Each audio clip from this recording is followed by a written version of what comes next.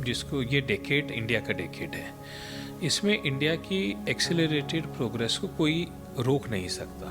हमारे पास सबसे बड़ा एडवांटेज ये है कि हमारे पास स्टेबल डेमोक्रेसी है, हम फोर्थ लार्जेस्ट इकोनॉमी बन गए हैं, हमारे पास पॉपुलेशन है जो ह्यूज कंज्यूमर है।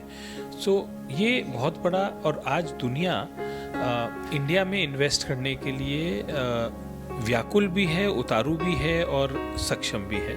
तो काफ़ी बड़ा फॉरेन इन्वेस्टमेंट इंडिया में फ़्लो कर रहा है। जहाँ तक कि ये अमेरिका का टैरिफ का सवाल है, हमने देखा है कि अमेरिका के टैरिफ के लिए बात तो काफ़ी हो रही है कि हम इतना टैरिफ लगाएंगे, और उसको लेके काफ़ी नेगोशिएशंस भी चल रहे हैं। बट जैसे हमने पास्ट में देखा कि अमेरिका ने जापान के साथ, चाइना के साथ और कंट्रियों के साथ भी अच्छी डील क्लोज करी है। नमस्कार साथियों, आज हम चर्चा करने जा रहे हैं भारत की अर्थव्यवस्था या राजस्थान की अर्थव्यवस्था पर। वहीं हम बात कर रहे हैं एक ऐसे शख्सियत की जिनका नाम है गौरव रुंगटा जी। ये अपने आप में एक अलग ही इनकी पहचान है। कहीं न कहीं ये इनका जो गौरवशाली जो अर्थव्यवस्थाओं को लेकर इनसे आज चर्चा करेंगे। इनसे जानना चाहेंगे कि जिस तरह के देश के हालात हैं, जिस तरह देश की बात हम कर रहे हैं, सबसे पहले हमसे यही चर्चा करेंगे जिस तरह से अमेरिका के राष्ट्रपति ट्रंप, उनका कहना है कि टैरिफ को लेके, टैरिफ की अगर बात किया है तो 100% टैरिफ लगाने की बात कर रहे हैं। इस टैरिफ प्लान से देश पर क्या असर पड़ने वाला है? देखिए जी, मेरा ये मानना है कि जैसे चाइना का एक्सेलरेटेड ग्रोथ 1990 से 2000 के बीच में हुआ था, वो 10 साल ऐसे थे जहाँ चाइना ने एक्सेलरेटेड ग्रोथ किया था। यह टाइम, जिसको ये डेकेड इंडिया का डेकेड है, इसमें इंडिया की एक्सेलरेटेड प्रोग्रेस को कोई रोक नहीं सकता। हमारे पास सबसे बड़ा एडवांटेज ये है कि हमारे पास स्टेबल डेमोक्रेसी है, हम फोर्थ लार्जेस्ट इकोनॉमी बन गए हैं, हमारे पास पॉपुलेशन है जो ह्यूज कंज्यूमर है। सो ये बहुत बड़ा, और आज दुनिया इंडिया में इन्वेस्ट करने के लिए व्याकुल भी है, उतारू भी है और सक्षम भी है। तो काफ़ी बड़ा फॉरेन इन्वेस्टमेंट इंडिया में फ़्लो कर रहा है।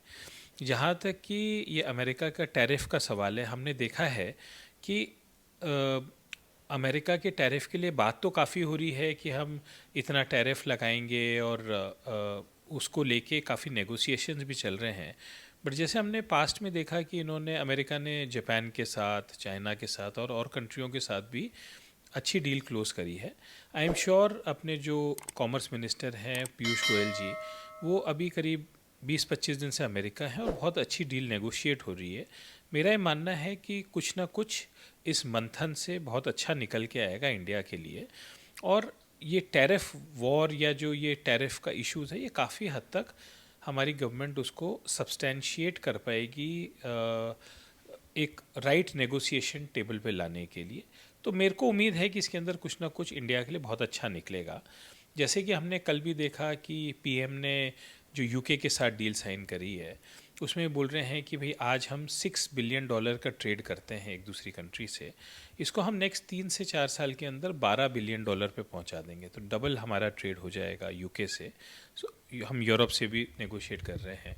तो मेरे हिसाब से इस टैरिफ वॉर में कुछ ना कुछ हमारे लिए अच्छा निकल के आएगा। मगर इस दौर की अगर बात करें, राजस्थान एक अपने आप में व्यापार में बहुत बड़ा हब है। कहीं न कहीं ज्वेलर्स की बात की, इस्पात की बात किया जाए, कई ऐसे माइंस की बात करें जो इंपोर्ट एक्सपोर्ट विदेशों में होते हैं, उसको आप किस रूप में देख रहे हैं? देखिए, जहाँ तक राजस्थान का सवाल है, Rajasthan hugely mineral rich state है। हमारे पास इतने बड़े डिपॉजिट्स हैं नेचुरल माइंस एंड मिनरल्स के। उसके अलावा ज्वेलरी बहुत बड़ा हब है, फर्नीचर बहुत बड़ा हब है, गारमेंट हमारे लिए बहुत बड़ा हब है।